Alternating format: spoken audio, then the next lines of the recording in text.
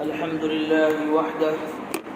والصلاة والسلام على من لا نبي بعده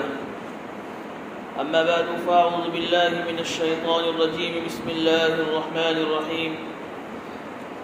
إنا أعطيناك الكوثر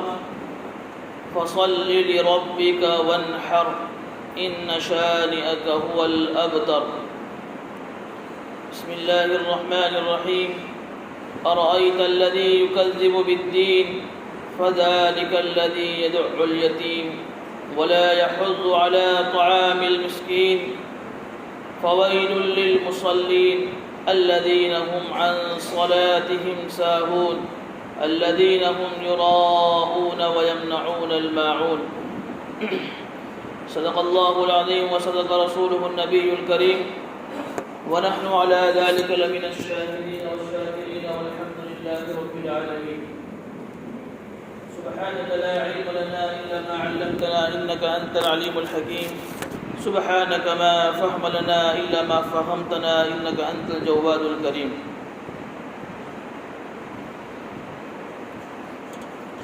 بزرگان محترم، سب سے پہلے جو سورت تلاوت کی اس کا نام ہے سورہ کوثر۔ یہ سورت پورے قرآن مجید میں حروف اور کلمات کے اعتبار سے سب سے چھوٹی سورت ہے۔ اس میں 14 کلمے ہیں اور 42 یعنی 42 حروف ہیں۔ اس حساب سے یہ قرآن مجید کی سب سے چھوٹی سورت ہے۔ اس سورت کا شان نزول یہ ہے کہ حضور اکرم صلی اللہ علیہ وسلم کی سب سے پہلی زوجہ مطہرہ یعنی آپ کی بیوی ام المؤمنین حضرت خدیجہ رضی اللہ تعالیٰ عنہا، انہی کے بطن سے اور انہی کی پیٹ سے اللہ کے نبی صلی اللہ علیہ وسلم کی 4 صحابزادیاں اور 2 بیٹے پیدا ہوئے، 2 صحابزادے پیدا ہوئے، سوائے حضرت ابراہیم کے جو اللہ کے نبی صلی اللہ علیہ وسلم کی ایک باندھی تھی ماریہ قبطیہ، ان سے پیدا ہوئے۔ یعنی ٹوٹل 7 اولاد ہے اللہ کے نبی صلی اللہ علیہ وسلم کی، 4 لڑکیاں ہیں اور 3 لڑکے ہیں۔ اس میں جو 4 لڑکیاں تھیں، سب سے پہلے حضرت زینب رضی اللہ تعالیٰ عنہ، نمبر 2 پر حضرت رقیہ رضی اللہ تعالیٰ عنہ،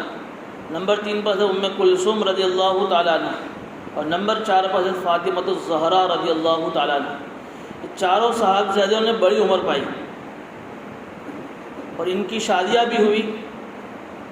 لیکن اللہ کے نبی صلی اللہ علیہ وسلم کی جو نرینہ اولاد تھی، جو بیٹے تھے، وہ تینوں کی تینوں بچپن ہی میں انتقال کر گئے۔ اس میں پہلے جو 2 بیٹے ہیں حضرت قاسم اور حضرت عبداللہ، یہ دونوں مکی زندگی میں انتقال فرما گئے۔ جب مکی زندگی میں جب ان دونوں کا انتقال ہوا تو اللہ کے نبی صلی اللہ علیہ وسلم کے زمانے میں جو کفار مکہ تھے، مشرکین جو تھے، انہوں نے خوشیاں منائیں، جس میں اللہ کے نبی صلی اللہ علیہ وسلم کا چچا ابو لہب، باوجود چچا ہونے کے اس نے بھی خوشی منائی، اور عاص بن وائل یہ بھی بہت بڑا سردار تھا، جس کا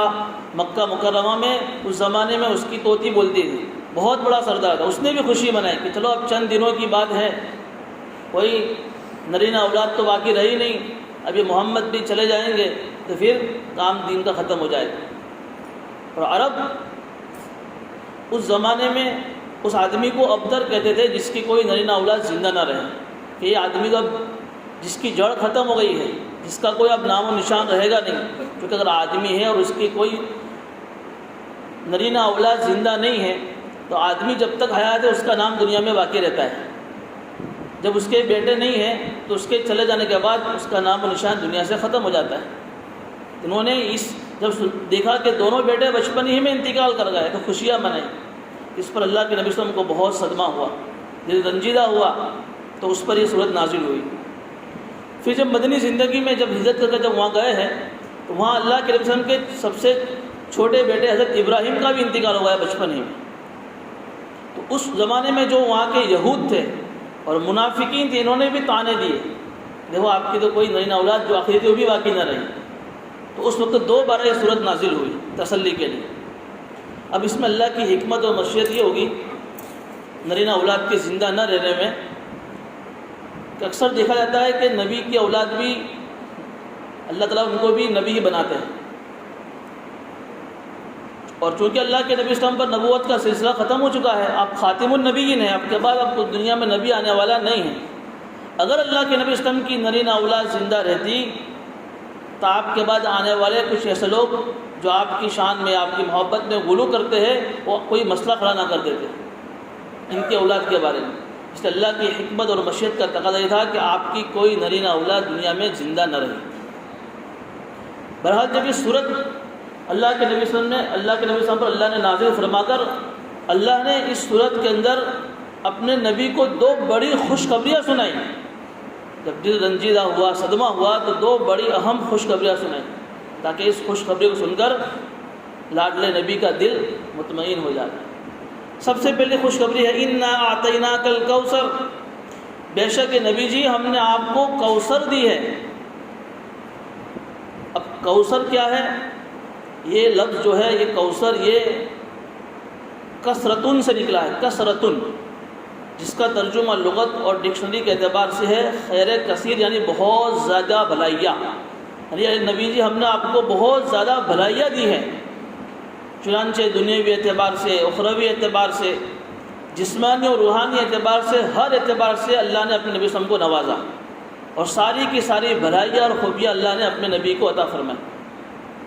چنانچہ قرآن جیسی عظیم نعمت سے نوازا، نبوت دی، اتنی بڑی امت دی، اور انہی خوبیوں میں سے، انہی بھلائیوں میں سے ایک نہر ہے جنت میں جس کا نام ہے نہر کوثر، وہ بھی اللہ نے اپنے نبی کو عطا فرمائی۔ اور انہی خوبیوں میں سے ایک خوبی ہے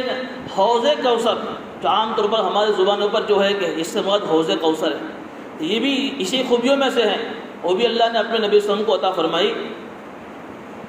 اب یہ حوض جو کوثر ہے، نہر ہے، اس کا نام جنت میں جو نہر ہے اس کا نام بھی نہر کوثر ہے۔ میدان محشر میں جو حوض ہوگا اس کا نام بھی حوض کوثر ہے۔ حدیث شریف میں، مشکاۃ شریف کی جو کتاب ہے مشکاۃ شریف، اس کے اندر اس حوض کوثر کی بہت ساری خوبیاں بیان کی گئی۔ میں آپ کو ان تمام روایتوں کا خلاصہ بیان کرتا ہوں کہ جو حوض جو کوثر جو میدان محشر میں ہوگی، یہ چوکور ہے، چورس ہے۔ اللہ نے جنت سے جو نہر ہے اس کے اندر سے دو پرنالے اتارے ہیں، ایک سونے کا ہے، ایک چاندی کا ہے۔ وہ پرنالے جنت کی نہر سے میدان محشر میں جو حوض ہے وہاں اتارے گئے ہیں، جنت سے وہ پانی ان پرنالوں سے حوض میں آتا ہے۔ اب اس کا پانی کیسا ہوگا تو مختلف روایت میں ہے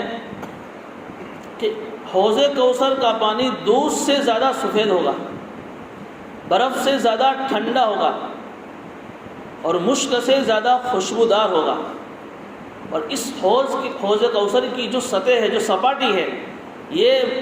موتی اور یاقوت کی ہوگی، جو بڑے بڑے جواہرات اور ہیرے ہیں۔ اس کے متعلق روایت میں آتا ہے کہ جب اللہ کے نبی صلی اللہ علیہ وسلم اپنے ہاتھ مبارک سے جب اپنی امت کو جب پانی پلائیں گے حوض کوثر کا، تو اس حوض کوثر سے پانی پینے کے بعد اس آدمی سے زندگی بھر کے لیے پیاس ختم ہو جائے گی۔ پھر جب جنت میں جائے گا تو وہاں صرف لذت حاصل کرنے کے لیے پانی پیے گا، پیاس بجھانے کے لیے پانی نہیں پیے گا۔ ایک روایت میں یہ بھی آتا ہے کہ اللہ کے نبی صلی اللہ علیہ وسلم فرماتے ہیں کہ میں اس حوض کوثر پر اپنی امت کا انتظار کروں گا، جب دوسری امت آئے گی تو میں ان کو وہاں سے ہٹاؤں گا۔ جیسے صحابہ کو مخاطب ہو کر کہا کہ جیسے آپ کے کنویں پر کوئی دوسرے مالک کا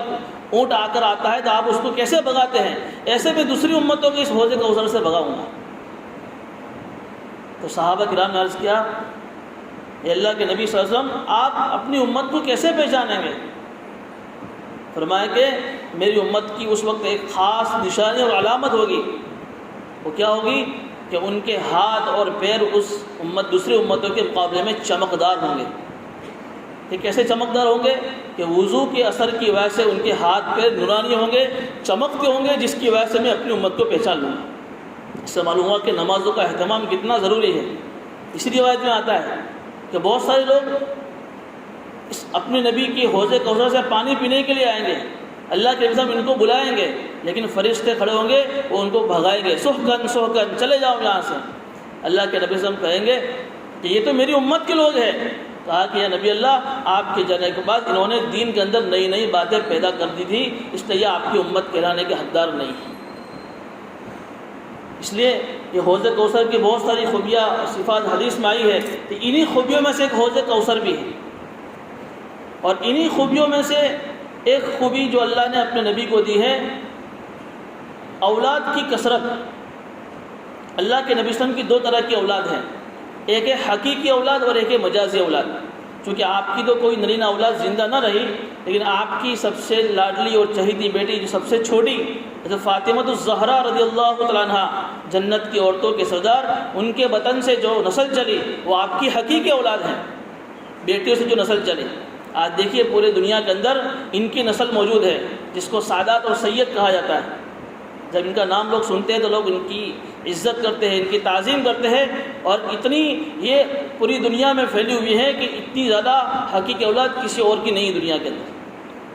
اسی طریقے سے آپ کی ایک اولاد ہے مجازی اولاد، روحانی اولاد۔ یہ بھی اللہ نے اپنے نبی صلی اللہ علیہ وسلم کو دوسری نبیوں کے مقابلے میں سب سے زیادہ دی۔ جتنے بھی اہل ایمان ہیں جو اللہ کے نبی صلی اللہ علیہ وسلم کے اوپر ایمان لائے ہیں، اور سب کے سب آپ کی روحانی اور مجازی اولاد ہیں۔ چنانچہ ترمذی شریف کی روایت ہے، جب میدان محشر میں جب اہل جنتیوں کی جب صفیں لگے گی تو ٹوٹل 120 صف ہوگی۔ اس 120 صف میں سے 80 صفیں اس امت محمدیہ صلی اللہ علیہ وسلم کی ہوگی۔ دیکھیے کتنی، 120 صف میں سے 80 صف اس امت کی ہوگی، باقی 40 صف دوسرے نبیوں کی امتوں کی ہوگی۔ یہ بھی آپ کی روحانی اولاد کی بھی بہت زیادہ کثرت ہے، یہ بھی اس کوثر میں داخل ہے۔ ایک خوبی یہ بھی ہے کوثر کی آپ کو جو عطا کی، کہ اس نبی کو اللہ نے، اس نبی کی امت کو اللہ نے اتنے علوم دیے جتنے علوم پہلے امتوں کو نہیں ملے۔ چونکہ یہ امت سب سے آخر میں آئی ہے، تو پہلے نبی کی جتنی امتیں تھیں ان کو جو علم دیے، جو علوم دیے، جو فنون دیے، وہ سارے علوم تو اس امت کو ملے، لیکن اس امت نے پھر ایسے بہت سارے علوم ایجاد کیے جو پہلی امتوں کو اس کی ہوا بھی نہیں لگی، وہ بھی اس امت کو اللہ نے دیے۔ جیسے نحو ہے، صرف ہے، منطق ہے، نحو ہے، بلاغت ہے، معانی ہے، حدیث ہے، تفسیر ہے، اصول حدیث ہے، اصول تفسیر ہے، فقہ ہے، اصول فقہ ہے۔ بہت سارے ایسے علم ہیں جو پہلی امتوں میں نہیں تھے، اس امت نے ایجاد کیے ہیں، یہ بھی اس کوثر میں داخل ہیں۔ یعنی اللہ نے اپنے نبی صلی اللہ علیہ وسلم کو بہت ساری بھلائیوں سے نوازا۔ اب اللہ اپنے نبی کو تصدیق ہے کہ نبی جی آپ کو ان باتوں سے گھبرانے کی ضرورت نہیں ہے، آپ اپنے مشن میں لگے رہیے، ہم نے تو آپ کا مقام بہت بہت بلند کر رکھا ہے۔ یہ سب سے پہلی بشارت ہوئی۔ دوسری بشارت ہے تیسری آیت میں، ان شانیہ هو الابتر، کہ آپ کا دشمن ہی یہ بے نام و نشان ہونے والا ہے۔ یہ کیا آپ کا نام اور آپ کے نام کو مٹائیں گے، یہ آپ کا دشمن ہی بے نام و نشان ہونے والا ہے، اس کی جڑ ہی ختم ہونے والی ہے۔ آپ دیکھیے کہ آج کروڑوں کی تعداد میں اللہ کے نبی صلی اللہ علیہ وسلم کے چاہنے والے اس دنیا میں ہیں، اور کروڑوں کی تعداد میں لوگ اللہ کے نبی صلی اللہ علیہ وسلم کی نسبت پر اپنے بیٹوں کے نام احمد یا محمد رکھتے ہیں، اور اللہ کے نبی صلی اللہ علیہ وسلم پر درود و سلام بھیجنے کو اپنی سعادت سمجھتے ہیں، اور مدینہ منورہ میں اللہ کے نبی صلی اللہ علیہ وسلم کے روضہ قبر پر اقدس پر حاضری کو اپنی سعادت سمجھتے ہیں۔ اور اسی کے ساتھ ساتھ اللہ نے اذان اور اقامت میں اپنے نام کے ساتھ اپنے نبی کا نام بھی قیامت تک کے لیے جوڑ دیا۔ دیکھیے دنیا جو اللہ نے بنائی ہے، گول بنائی ہے، آج یہاں غروب ہے تو کہیں طلوع ہے، کہیں طلوع ہے تو کہیں غروب ہے، 24 گھنٹے ہر لمحہ ہر گھڑی کہیں نہ کہیں اذان ہو رہی ہے۔ یہاں عشاء کا وقت ہے تو کہیں آج ابھی فجر کا وقت چل رہا ہے، کہیں ظہر کا ہے، کہیں عصر کا ہے، کہیں مغرب کا ہے، ہر لمحہ ہر گھڑی اذان ہو رہی ہے، اور اس اذان میں اشہد ان محمد رسول اللہ کی صدائیں گونج رہی ہے۔ یہ آپ کے نام کو کیا مٹائیں گے؟ ہم نے آپ کے نام کو تو ورفعنا لک ذکرک بلند اور مقام پر تک پہنچا دیا ہے۔ اور اتنی بات نہیں ہے، دنیا کے اندر صرف آپ کا نام باقی نہیں رہے گا، قیامت کے اندر بھی آپ کے نام کو لوگ لینے والے رہیں گے۔ اور جس دشمن جو آپ کو تانے دے رہا ہے اس کو آج کون دنیا میں جانتا ہے؟ جانتا بھی ہے اسی واقعے کی نسبت سے، جو عاص بن وائل تھا، جو ابو لہب تھا، اور وہ بھی کوئی اچھائی کے ساتھ نہیں، برائی کے ساتھ اس کا تذکرہ کیا جاتا ہے۔ آج دنیا میں دیکھیے کوئی بھی آدمی ایسا ہے جس نے اپنی اولاد کا نام عاص بن وائل رکھا ہو یا ابو جہل رکھا ہو، تو نام تو اس کا ختم ہونے والا ہے، بے نام و نشان تو آپ کا دشمن ہے، آپ کے نام کو تو ہم نے بلند کر رکھا ہے۔ یہ دوسری عظیم بشارت دی، آپ کو ان کے امتحانوں سے گھبرانے کی ضرورت نہیں ہے، آپ اپنے مشن میں لگے رہیے۔ ہزار ہاں یا آپ کے بارے میں برائیوں کے الفاظ استعمال کر ڈالے، آپ ان کی طرف توجہ مت کیجیے، آپ اپنے مشن میں لگے رہیے۔ یہ دو بڑی عظیم بشارت دی۔ پھر آگے بیچ کی آیت میں فرمایا فَصَلِّ لِرَبِّكَ وَانْحَرْ، اے نبی جی آپ اپنے رب کے لیے نماز پڑھیے، وانحر اور قربانی کیجیے۔ یہ دو عظیم بشارتوں کے سنانے کے بعد دو بڑے حکم بھی اللہ نے اپنے نبی صلی اللہ علیہ وسلم کو عطا کیے کہ جب اللہ نے آپ کو اتنی ساری عظیم بشارتیں سنائی ہیں تو اس کا عملی شکر یہ ہے کہ اپنے رب کے لیے نماز پڑھیے اور قربانی کیجیے، چونکہ نماز یہ تمام عبادتوں میں سب سے عظیم الشان عبادت ہے، اس نے نماز کا تذکرہ کیا۔ اور قربانی کا تذکرہ اس لیے کیا کہ پہلے زمانے میں جو مشرکین تھے، جو بتوں کو پوجنے والے تھے، وہ بھی قربانی کیا کرتے تھے، لیکن وہ بتوں کے نام کی قربانی کیا کرتے تھے۔ آج بھی دیکھیے مسلم سماج کے علاوہ دوسرے جو لوگ ہیں مذہب کے، وہ بھی بلی چڑھاتے ہیں، قربانی کرتے ہیں، لیکن ان کی یہ بلی یہ قربانی ہے یہ اسلامی رواج پر نہیں ہے، اسلامی طور طریقے پر نہیں ہے۔ تو اللہ نے اپنے نبی صلی اللہ علیہ وسلم کو حکم دیا کہ آپ اللہ کے نام پر قربانی کیجیے۔ تو یہ نماز سے یہ جسمانی عبادت مراد ہے اور قربانی سے یہ مالی عبادت ہے، یعنی اس سے ایک چیز تو فَصَلِّ لِرَبِّكَ وَانْحَرْ۔ اب مفسرین کے یہاں دو قول ہے کہ یہ نماز سے کون سے نماز مراد ہے۔ اکثر مفسرین کا کہنا یہ ہے، عبداللہ بن عباس کی رائے بھی یہی ہے کہ یہاں نماز سے مراد 5 وقت یعنی 5 وقت کی نماز مراد ہے، کہ آپ کو اتنی بڑی عظیم بشارت دی ہے تو آپ اپنے رب کے لیے 5 وقت نمازوں کی پابندی کیجیے، یعنی اس سے اپنی امت کو بھی پیغام دینا مراد ہے۔ دوسری ایک روایت مفسرین کی یہ ہے کہ اس سے مراد عید الاضحیٰ کی نماز مراد ہے، اس لیے کہ اس سورت کے نازل ہونے سے پہلے اللہ کے نبی اسلام کی عادت شریفہ یہ تھی کہ پہلے آپ قربانی کیا کرتے تھے، پھر اس کے بعد نماز پڑھتے تھے، لیکن جب یہاں پہلے نماز کا تذکرہ ہے پھر قربانی کا تذکرہ ہے۔ جب یہ سورت نازل ہوئی تو اللہ کے نبی صلی اللہ علیہ وسلم نے پہلے عید الاضحیٰ کی نماز پڑھنا شروع کی، پھر اس کے بعد قربانی کرنا شروع کیا۔ یہ دونوں قول ہیں۔ اس سے ایک چیز یہ بھی معلوم ہوئی فَصَلِّ لِرَبِّكَ، اپنے رب کے لیے نماز پڑھیے اور اپنے رب کے لیے قربانی کیجیے، یعنی کوئی بھی کام ہو، کوئی بھی نیکی ہو، اس میں خالص اللہ کو راضی کرنا مقصود ہو، کتنا ہی چھوٹا کام ہو لیکن اگر اس میں اللہ کی رضا ہے تو اللہ کے یہاں قبول ہے، اور کتنا ہی بڑا عمل ہو لیکن اس میں اللہ کی رضا نہیں ہے، دکھاوا ہے، ریاکاری ہے، شہرت ہے، تو اللہ کے یہاں قبول نہیں، چاہے پھر وہ نماز ہو چاہے قربانی ہو۔ قربانی میں آدمی کی نیت اگر یہ ہے کہ میرا اللہ مجھ سے راضی ہو جاوے، پھر چاہے کتنی چھوٹی قربانی ہو اللہ کے یہاں قربانی قبول ہے، لیکن بڑی قربانی کی ہے، بہت بڑا بکرا لائے ہیں، اور مقصود یہ ہے کہ لوگ کہے کہ واہ واہ کتنا مہنگا بکرا لائے ہے، کتنی بڑی قربانی کی ہے، مقصود ریاکاری ہے، دکھاوا ہے، کتنا ہی لاکھوں روپے کا بکرا ہو اللہ کے یہاں اس کی قربانی قبول نہیں ہو۔ تو کوئی بھی عبادت ہو، اس سے ایک پیغام یہ بھی ملا، چاہے قربانی مالی عبادت ہو چاہے وہ جانی عبادت ہو، ہر عبادت کا حکم یہ ہے کہ وہ اللہ کے لیے کی جائے۔ دوسری بات یہ بھی ہوئی کہ اللہ کی طرف سے ہمیں ہر وقت کوئی نہ کوئی نعمت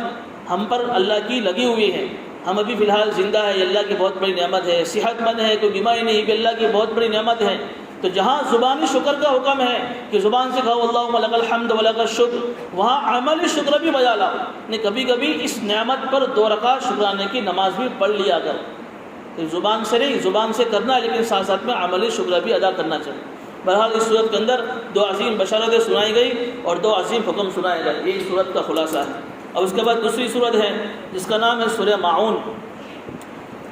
ماعون یہ وَيَمْنَعُونَ الْمَاعُونَ جو اس آیت کا ایک ٹکڑا ہے، اسی سے اس صورت کا نام سورہ ماعون رکھا ہے۔ اب اس صورت کے اندر اس کے پہلے جتنی بھی صورتیں آئی آپ دیکھیں گے کہ جب بھی صورت شروع ہوتی ہے اس کے بعد لکھا ہوتا ہے کہ یہ صورت مکی ہے یا مدنی ہے۔ ایک چیز کئی مرتبہ رہ گئی، آج اس کا خلاصہ ہو جاوے کہ مکی آپ نے دیکھا کہ یہ صورت مدنی ہے، یہ صورت مکی ہے۔ مکی کسے کہتے ہیں اور مدنی کسے کہتے ہیں؟ اکثر ہمارے ذہنوں میں یہ چیز ہے کہ مکی صورت وہ ہے جو مکہ میں نازل ہوئی اور مدنی صورت وہ ہے جو مدینے میں نازل ہوئی، حالانکہ ایسا نہیں۔ ہجرت سے پہلے جو بھی صورت نازل ہوئی مکی زندگی میں، چاہے پھر وہ مکہ میں ہو، چاہے پھر وہ طائف میں ہو، مینا میں ہو، کہیں بھی ہو، ہجرت سے پہلے جتنی صورتیں اللہ کے نبی صلی اللہ علیہ وسلم پر بذریعہ وحی نازل ہوئی وہ سب قسم مکی کہلاتی ہیں، اور ہجرت کے بعد جتنی صورتیں نازل ہوئی چاہے پھر وہ مدینہ میں ہو کہ مدینہ کے کسی علاقے میں ہو یا فتح مکہ کے بعد آ کر مکہ میں نازل ہوئی ہو، لیکن چونکہ وہ ہجرت کے بعد نازل ہوئی ہے تو مدنی کہلاتی ہے۔ اب اس صورت کے بارے میں مفسرین کے 2 قول ہیں، بعض مفسرین یہ کہتے ہیں کہ یہ صورت مکی ہے، بعض یہ کہتے ہیں کہ نہیں اس صورت کا نصف یعنی آدھا حصہ مکی ہے اور اس صورت کا آدھا حصہ مدنی۔ بہرحال دونوں طرح کی رائے ہے۔ اس صورت کا شان نزول و پس منظر یہ ہے کہ اللہ کے نبی صلی اللہ علیہ وسلم کے زمانے میں جو کفار مکہ تھا اس میں ایک تھا ابو جہل۔ دیکھیے ابو لہب الگ ہے، ابو جہل الگ ہے۔ ابو لہب تو اللہ کے نبی صلی اللہ علیہ وسلم کا چچا تھا اور یہ ابو جہل یہ مکہ کا سرداروں میں سے ایک سردار تھا۔ اس کی عادت یہ تھی کہ اس زمانے میں جو مالدار قسم کے جو لوگ ہوتے تھے، جن کو اللہ نے بہت سارا مال دیا ہے، جب اس کے انتقال کا وقت جب قریب آتا تھا تو وہ ابو جہل ان کے پاس جاتا، مالدار کے پاس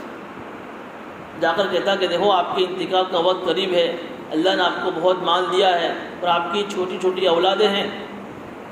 تو آپ ایک کام کیجئے، آپ کی یہ چھوٹی جو یتیم اولادیں ہیں وہ مجھے دے دیجئے، مجھے سونپ دو، اور آپ کا یہ مال بھی مجھے دے دو تاکہ آپ کا یہ مال کہیں ضائع نہ ہو جاتا، اور آپ کی جو یتیم جو نابالغ اولاد ہے یہ کہیں ضائع نہ ہو جائے۔ اس کا مطالبہ کرتا، چنانچہ چونکہ سردار تھا تو اس کے مطالبے پر وہ مالدار اس کو اپنا مال اور یتیم اس کو سونپ دیتا۔ اب پھر یہ کیا کرتا، وہ مال لینے کے بعد اس مال پر قبضہ کر لیتا اور پھر یتیم کو اس مال میں سے کھلاتا پلاتا نہیں تھا، بلکہ ننگا بھوکا رکھتا، اس کو حیران اور پریشان کرتا۔ اسی قسم کا ستایا ہوا ایک یتیم اللہ کے نبی صلی اللہ علیہ وسلم کی خدمت میں آیا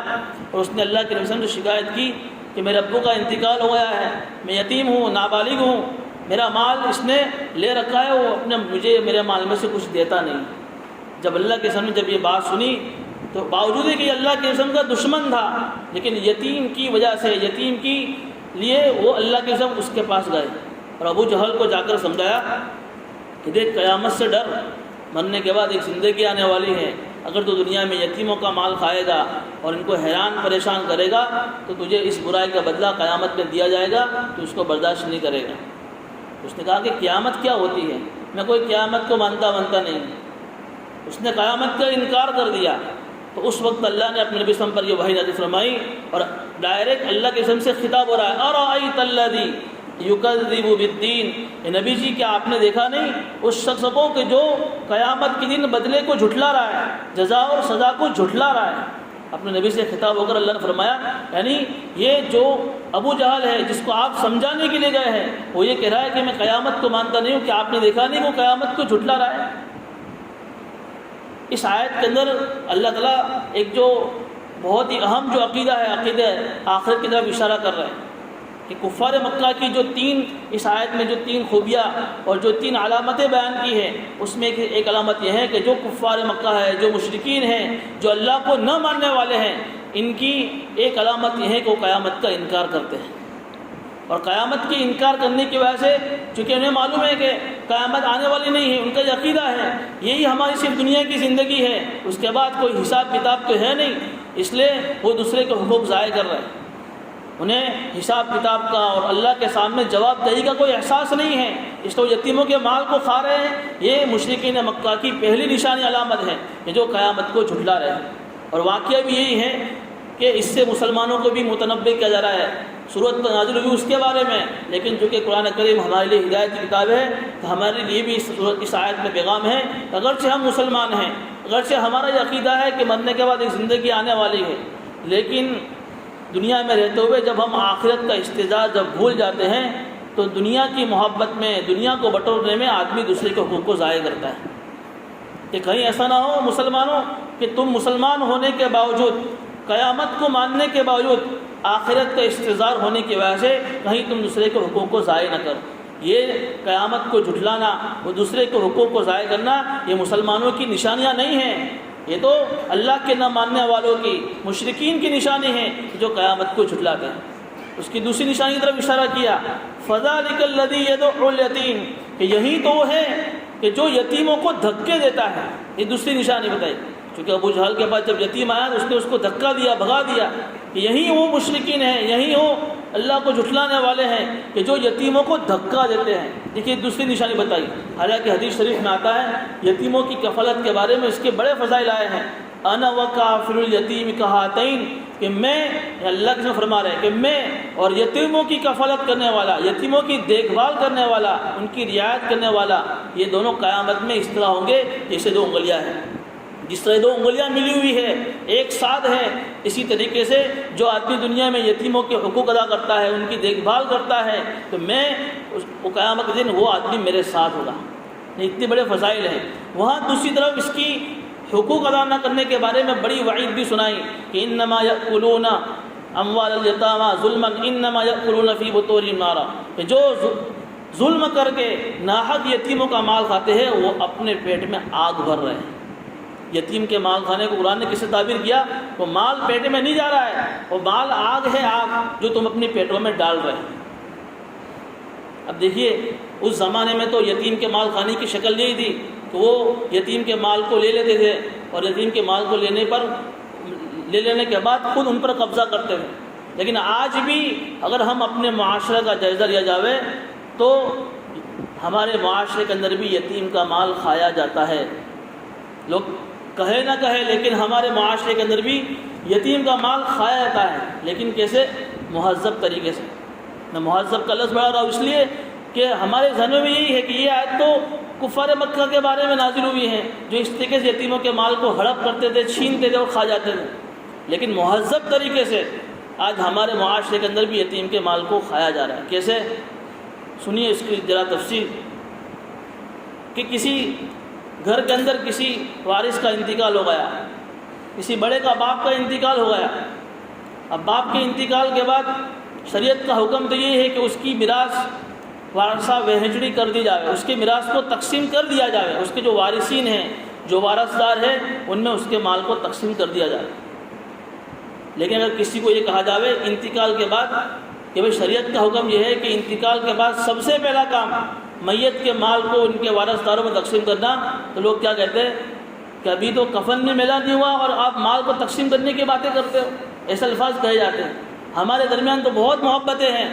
ہم تو بھائی بہن مل جل کر رہتے ہیں یا بھائی بھائی مل کر رہتے ہیں، ابھی کفن میلا نہیں ہوا ہمارے ابا کا اور آپ جو ہے یہ مال کے تقسیم کرنے کی بات کرتے ہیں۔ چنانچہ مال تقسیم نہیں ہوتا۔ اب بعض مرتبہ ایسا بھی ہوتا ہے کہ اس باپ کے انتقال کے بعد اس کے وارثداروں میں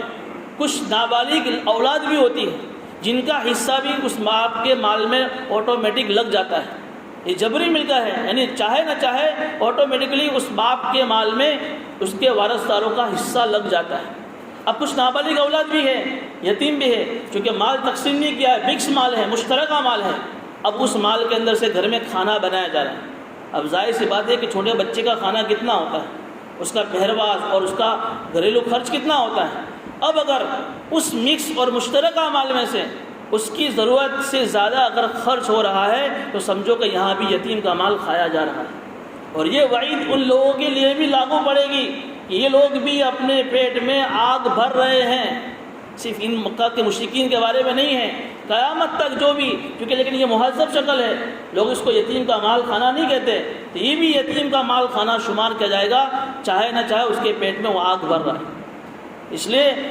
اگر جب یہ آیت نازل ہوئی تو صحابہ کرام ڈر گئے، چونکہ بہت سارے صحابہ کرام کے پاس یتیم اولاد تھی، وہ ان کی کفالت میں تھی۔ تو جیسی یہ آیت نازل ہوئی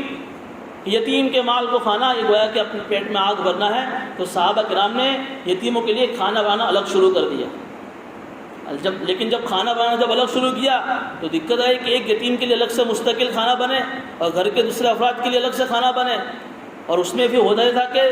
اور زیادہ پیسہ ڈبل خرچ ہوتا تھا۔ مستقل جب 2 ہانڈیاں الگ بنے گی، جب 2 چولہے الگ ہوتے ہیں تو خرچ بڑھ جاتا ہے، تو صحابہ کرام میں دشواری ہو گئی۔ تو پھر آیت نازل ہوئی وَإِن تُخَالِطُوهُمْ فَإِخْوَانُكُمْ وَاللَّهُ يَعْلَمُ الْمُفْسِدَ مِنَ الْمُصْلِحِ۔ کہ دیکھیے اگر یہ تمہارے ساتھ ملے جلے رہتے ہیں تو یہ تمہارے بھائی ہیں، اگر تمہاری نیت صحیح ہے، یعنی یتیم کے مال کو ضائع کرنے کی نہیں ہے، بچانے کی نیت سے تم ایک چولہا رکھ رہے ہو تو تمہارے لیے کوئی خرابی نہیں ہے۔ کس کے دل میں کیا نیت ہے، کیا فساد ہے، یعلم المفسد من المصلح، اللہ اچھی نیت والوں کو اور بری نیت والوں کو جانتے ہیں۔ پھر جب یہ آیت نازل ہوئی تو صحابہ کرام نے ان کا کھانا مکس کر دیا۔ اس لیے یتیم کے مال میں اور نابالغ کے مال میں بڑی احتیاط برتی گئی ہے۔ میں آپ کو ایک چیز بتاؤں، یہ مسئلہ لکھا ہے فقہاء نے۔ دیکھیے ہمارے گھر میں جب کوئی عید کا موقع ہوتا ہے یا کوئی مہمان آئے تو مہمان ہمارے گھر کے اندر جو چھوٹے نابالغ بچے ہوتے ہیں انہیں کچھ ہدیہ دیتے ہیں، عیدی دیتے ہیں۔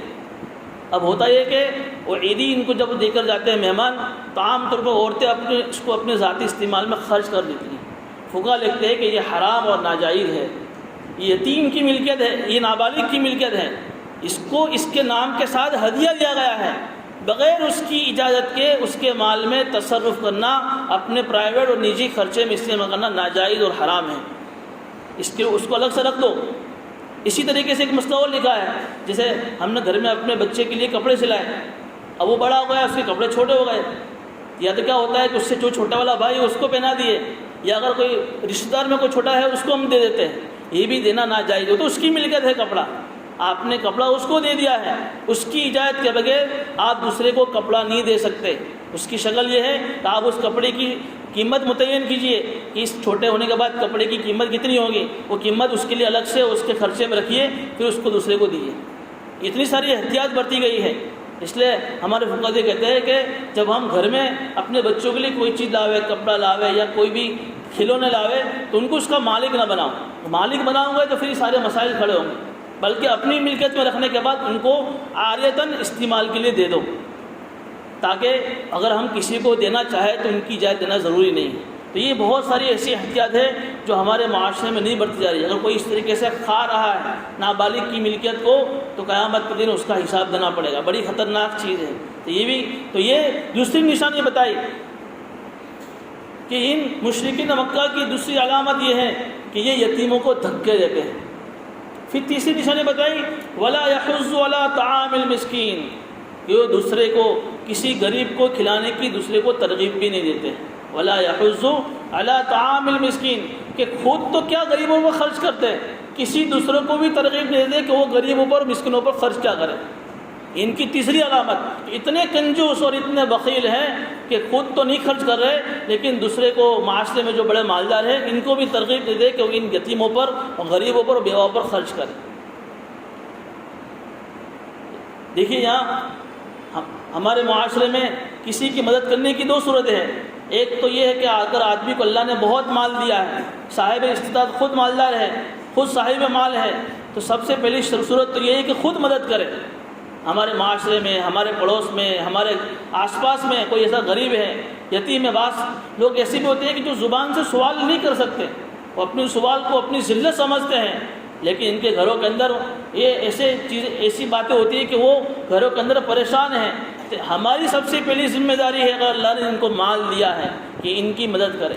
اگر خود کو اللہ نے مال نہیں دیا ہے، صاحب استطاعت نہیں ہے، اتنا مال نہیں ہے کہ اپنی خرچے کے بعد کچھ بچا کر دوسرے کو دے، تو دوسری صورت یہ ہے کہ ہمارے معاشرے میں جو صاحب مال ہے ان کو ہم ترغیب دے، یہ ہمارا فریضہ ہے، جا کر ان کو کہیں کہ ہمارے معاشرے میں، ہمارے سماج میں ایسے لوگ ہیں جن کے پاس کھانے کو نہیں ہے، یتیم ہے، نابالغ ہے، بیوہ ہے، ان کی مدد کی صورت ہے۔ اس نے مسئلہ لکھا ہے یہاں پر بھی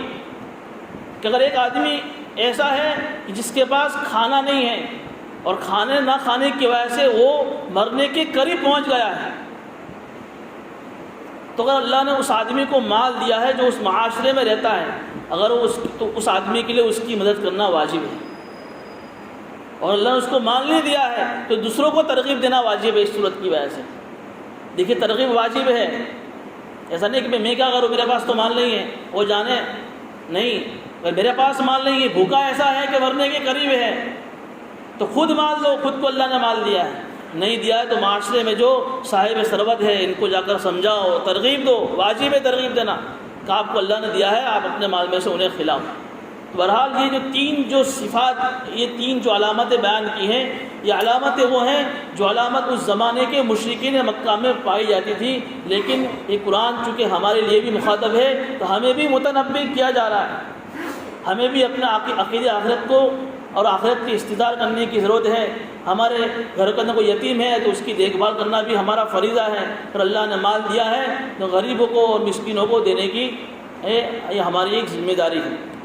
بہرحال اس کے بعد جو تین صورتیں، تین آیت ہے فوائد للمصلین سے لے کر یہ اس آیت کا، اس صورت کا دوسرا حصہ ہے، اس کی تفسیر انشاءاللہ یہ آئندہ مجلس میں ہوگی۔ یہاں صرف ایک بات یہ رہ گئی سورہ کوثر کے اندر، سورہ کوثر کے اندر ہمارے بزرگوں کا ایک مجرب عمل بھی یہ ملتا ہے کتابوں میں کہ کوئی آدمی اگر مقدمے میں پھنسا ہوا ہو، جس پر کسی نے کوئی غلط کیس چلا دیا ہے، کوئی آدمی مقدمے میں پھنسا ہوا ہے تو بزرگوں کی طرف سے ایک مجرب، کوئی حدیث نہیں ہے. دیکھیے حدیث کی طرف سے جو فضائل میں آتا ہوں تو وہاں حدیث کا لفظ بولتا ہوں کہ حدیث میں فضیلت ہے. یہاں حدیث کی فضیلت نہیں ہے، لیکن بزرگوں کی طرف سے بتایا ہوا ایک مجرب کامیابی عمل یہ ہے کہ جس کے اوپر کوئی کیس ہو، کوئی مقدمہ ہو، تو اس مقدمے اور کیس کی تاریخوں میں سورہ کوثر، انا اعطیناک الکوثر کو 300 مرتبہ فجر کی سنت اور فرض کے درمیان میں پڑھے. جس تاریخ کی کیس کی جو تاریخ ہو 300 مرتبہ انا اعطیناک الکوثر کو پڑھے. شروع میں 11 مرتبہ درود شریف، آخر میں 11 مرتبہ درود شریف. اس کی برکت سے اللہ اس کو اس کیس سے، مقدمے سے رہائی عطا فرمائے. اللہ پاک ہمیں ان باتوں پر عمل کی توفیق عطا فرمائے.